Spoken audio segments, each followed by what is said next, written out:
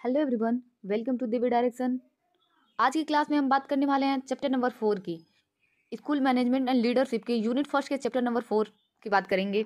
शैक्षिक प्रशासन के सिद्धांत, थ्योरीज ऑफ एजुकेशनल एडमिनिस्ट्रेशन। हम देखते हैं इस वीडियो में शैक्षिक प्रशासन के सिद्धांत क्या क्या हैं। शैक्षिक प्रशासन के सिद्धांत निम्नलिखित हैं। पहला देखते हैं फ्रेडरिक टेलर का सिद्धांत, थ्योरीज ऑफ फ्रेडरिक टेलर्स। शैक्षिक प्रशासन का सिद्धांत देने वाले में से फ्रेडरिक विंसलो टेलर का सिद्धांत प्रमुख है। फ्रेडरिक टेलर ने वैज्ञानिक प्रबंध सिद्धांत दिया।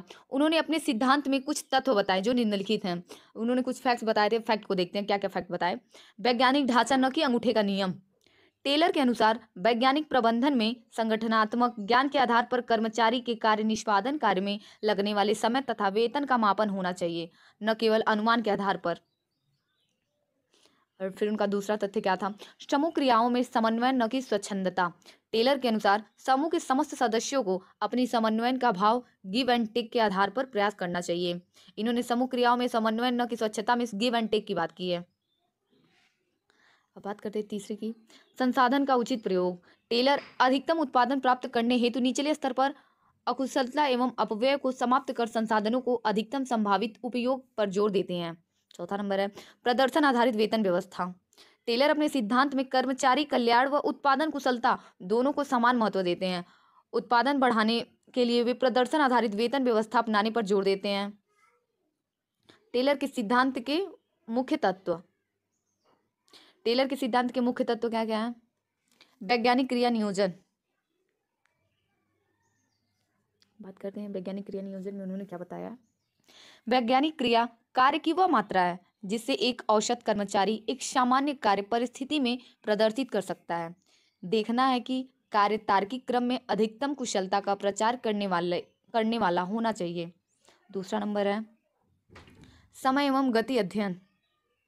टेलर द्वारा समय एवं गति का अध्ययन, हम इस विचार को ध्यान में रखते हुए जोर दिया गया है कि कार्य के समय तथा उत्पादक क्रियाओं में कमी लाई जा सके। एक कार्य को करने में श्रमिक के द्वारा लिए जाने वाले समय का रिकॉर्ड कर उस आधार पर एक समय मानक का विकास किया जाए। मानकीकरण की बात करते हैं अब। वैज्ञानिक प्रबंधन के अंतर्गत कार्य सामग्री, क्रियाविधि, समय, लागत एवं कार्यदशा आदि के लिए पहले से ही मानक तय कर लिए जानी चाहिए। मानकीकरण उत्पादन क्रियाओं को सरल बनाने के लिए, संसाधन के अनावश्यक दुरुपयोग को कम करने एवं कार्य की गुणवत्ता में सुधार आदि में सहायक होता है। विभिन्नात्मक वेतन व्यवस्था। कर्मचारी को प्रेरित करने के लिए वैज्ञानिक प्रबंधन में विभिन्नतात्मक वेतन व्यवस्था अपनाया गया। टेलर के अनुसार कर्मचारी के प्रदर्शन स्तर पर व उनके आधार पर वेतन निर्धारित किए जाने चाहिए। इस व्यवस्था में केवल एक कर्मचारी जो समय सीमा में एक सामान्य कार्य को पूरा करता है, उसी समय सीमा में दूसरे कर्मचारी द्वारा कार्य न पूरा करने की दशा में पहले कर्मचारी को तुलनात्मक रूप से अधिक ऊंची दर से वेतन दिया जाना चाहिए। प्रकार्यात्मक विशेषताओं का उपयोग। उत्तम उत्पादन नियंत्रण प्राप्ति के दृष्टिकोण से टेलर ने प्रकार्यात्मक विशेषज्ञों के उपयोग की नीति अपनाने की बात की। उनके अनुसार विभिन्न घटकों में विभाजित उद्यम में प्रत्येक इकाई उस कार्य विशेष से संबंधित विशेषज्ञ और नेतृत्व में क्रियान्वित की जानी चाहिए। ये विशेषज्ञ अपने क्षेत्र में नियोजन क्रिया का प्रयोग करते हैं और कर्मचारी को अपनी विशेष सलाह देते हैं। बात करते हैं हम टेलर के सिद्धांत की आलोचना की। टेलर के वैज्ञानिक प्रबंधन सिद्धांत की निम्न कमियों के आधार पर आलोचना की जाती है। जैसे अब उनकी पहली कमी को देखते हैं। वैज्ञानिक प्रबंधन के दो उद्देश्य कर्मचारी उत्पादन में वृद्धि, कर्मचारी के आर्थिक कल्याण में सुधार पर आधारित होनी चाहिए। यह प्रथम उद्देश्य की प्राप्ति में तो सफल रहता है, परंतु प्रबंधन द्वारा बढ़ी हुई उत्पादकता का लाभ कर्मचारी के मध्य न बांटने के कारण द्वितीय उद्देश्य की प्राप्ति में असफल रहता है। वैज्ञानिक प्रबंधन कर्मचारी द्वारा मशीनों की तरह कार्य करने एवं विभिन्नात्मक वेतन व्यवस्था के कारण अमनोवैज्ञानिक माना गया। ये उनकी दूसरी कमी थी। अब तीसरी कमी को देखते हैं। निम्न सिद्धांत असामाजिक है क्योंकि कर्मचारी केवल आर्थिक मंत्र के रूप में प्रयोग लाए जाते हैं। उक्त आलोचनाओं के बावजूद टेलर द्वारा दिया गया वैज्ञानिक प्रबंधन का सिद्धांत प्रबंधन के क्षेत्र में एक विशिष्ट स्थान रखता है। अब हम देखते हैं प्रबंधन का मतलब अलग अलग तरीके के वैज्ञानिक हैं जिन्होंने प्रबंधन का अपने हिसाब से डिफिनेशन दिया है। जैसे मैकफार्लैंड के अनुसार प्रबंधन आधारभूत समन्वय तथा संचालन प्रक्रिया है जिसमें संगठित प्रयास सम्मिलित रहते हैं। और जॉर्ज टेरी ने क्या कहा प्रबंधन को, उनके अनुसार देखते हैं, पूर्व निर्धारित उद्देश्य की प्राप्ति के लिए मानवीय तथा अन्य संसाधनों का उपयोग करने की सुनिश्चित प्रक्रिया है। उन्होंने प्रबंधन को बताया है कि ये सुनिश्चित प्रक्रिया है। प्रबंधन की विशेषता को देखते हैं। अब प्रबंधन की विशेषताएं निम्नलिखित प्रकार से हैं। पहला, प्रबंधन स्वोद्देश्य प्रक्रिया है। प्रबंधन एक स्वोद्देश्य प्रक्रिया, प्रबंधन का कोई न कोई उद्देश्य होता है। इसका उद्देश्य सरल, सुगम तथा प्रभावी रूप से किसी कार्य के पूर्व निर्धारित उद्देश्य को प्राप्त करना है। दूसरा विशेषता इसको देखते हैं, प्रबंधन से कार्य की सफलता बढ़ती है। प्रबंधन का केंद्र बिंदु सफल कार्यों का आयोजन करता है। प्रबंधन की सहायता से यह जानना सरल होता है कि वहां से कार्य प्रारंभ किया जाने से कौन से संसाधन जुटाए जाए, उनका सर्वोत्तम उपयोग कैसे हो तथा कार्यों को सफल कैसे मिले, कार्यों को उनके कार्यों को सफलता कैसे मिले। अब हम बात करते हैं तीसरी विशेषता की, सार्वभौमिकता। प्रबंधन में सार्वभौमिकता होती है। यही कारण है कि प्रत्येक देश, समाज, परिवार तथा उपक्रम में किसी न किसी रूप में प्रबंधन की आवश्यकता पड़ती है। प्रबंधन क्रिया आधारित होता है। प्रबंधन क्रिया आधारित होता है। प्रबंधन में प्रबंधनकर्ताओं को विभिन्न क्षेत्रों में संबंधित विविध कार्य करने होते हैं। प्रबंधन मंडल विभिन्न कर्मचारियों से इन कार्यों को संपादित कराता है। प्रबंधक मंडल ही उपक्रम के समस्त कार्यों के लिए उत्तरदायी होता है।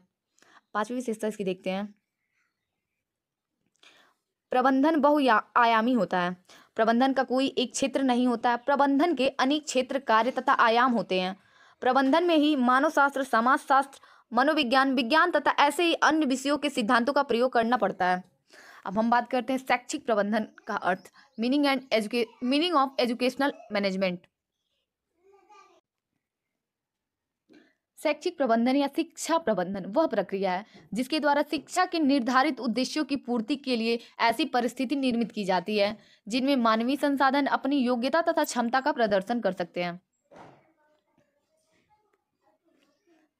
शिक्षा प्रबंधन एक विशेष क्रिया है जिसमें मानव समूह तथा संस्थाओं के संचालन हेतु शैक्षिक प्रबंधन का होना अत्यंत आवश्यक है।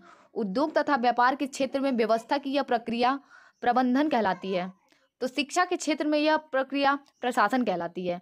प्रशासन की प्रक्रिया में व्यक्ति अपने पद के अनुसार अपनी भूमिका का निर्वाह करता है। इस कारण प्रबंधन तथा प्रशासन का समानार्थी प्रबंधन को प्रशासन का समानार्थी कहा जाता है। प्रबंधन एक कार्यकारी समूह है। यह समूह कार्य का संचालन, निर्देशन, नियंत्रण तथा समन्वय करता है, इसलिए वह प्रशासन कहलाता है। प्रशासक निम्न तत्वों में समन्वय स्थापित करता है।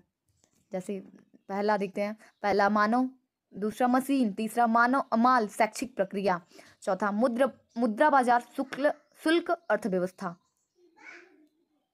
तथा मानवीय नियोजन, पांचवा प्रबंध समन्वय, छठा संगठन, जैसे उसमें आएंगे प्रबंधक, प्रधानाचार्य, शिक्षक, कर्मचारी, छात्र, अभिभावक आदि साधन जो भी हैं उनका संगठन। प्रबंधन क्या होता है?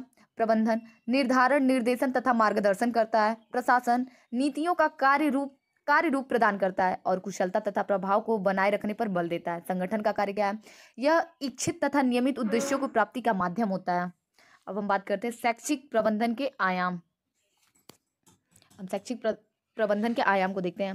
शैक्षिक प्रबंधन के विभिन्न आयाम इस प्रकार हैं। नंबर 1, प्रबंधन एक रासायनिक क्रिया है। दूसरा, प्रबंधन का दायित्व कार्य करना है। नंबर 3, शैक्षिक प्रबंधन एक अदृश्य कौशल है जो दिखाई नहीं देता है। प्रबंधन एक उद्देश्यपूर्ण क्रिया है।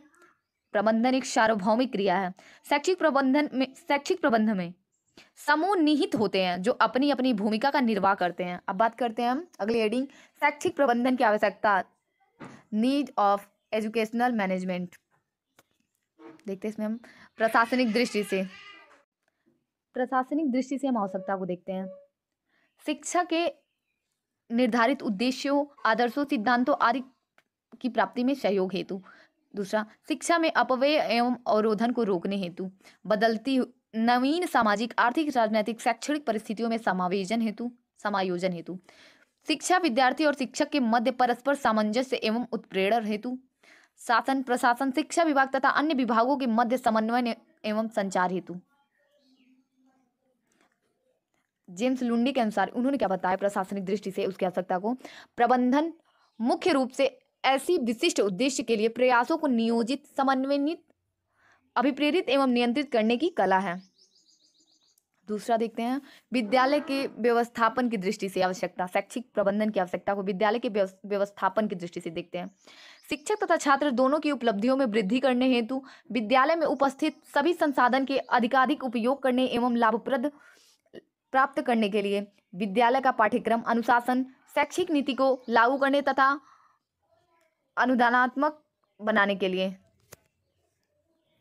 नंबर 3, विद्यार्थी के विकास की दृष्टि से शैक्षिक प्रबंधन की आवश्यकता, व्यक्तिगत विभिन्नता, आर्थिक विषमता, सामाजिक स्थिति को ध्यान में रखकर सबके विकास के समान अवसर उपलब्ध कराने के लिए आवश्यकता, आवश्यक भौतिक संसाधन, मानव संसाधन, अव्यवस्थापना सुविधा उपलब्ध कराने हेतु। अब हम बात करते हैं शैक्षिक प्रबंधन की विशेषता को।